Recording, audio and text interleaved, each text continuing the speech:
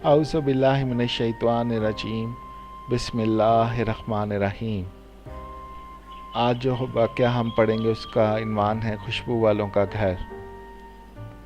हज़रत अबू हुरैरा रवायत करते हैं कि एक शख्स रसूल अल्लाह सल्लल्लाहु अलैहि वसल्लम की खिदमत अक़दस में आया और अर्ज़ किया कि या रसूल अल्लाह, मैंने अपनी बेटी का निकाह कर दिया है और उसे इसके खावंद के पास भेजना चाहता हूँ। मेरे पास कोई खुशबू नहीं, आप कुछ अनायत फरमा दें। आप सल्लल्लाहु अलैहि वसल्लम ने फरमाया, मेरे पास मौजूद नहीं, कल सुबह एक चौड़े मुंह वाली शीशी और किसी दरख्त की लकड़ी ले आना। दूसरे रोज़ वह शख्स शीशी और लकड़ी लेकर हाज़िर खिदमत हो गया। आप सल्लल्लाहु अलैहि वसल्लम ने अपने दोनों बाजुओं से इसमें अपना पसीना डालना शुरू किया, यहाँ तक कि वो भर गई।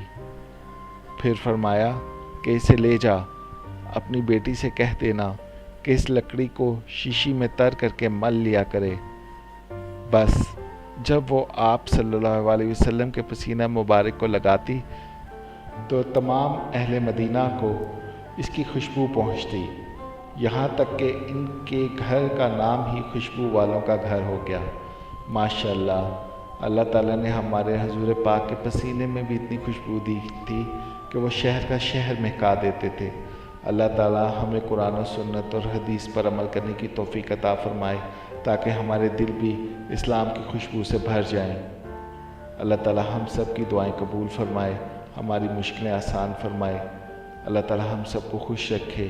आमीन या रब्बुल आलमीन।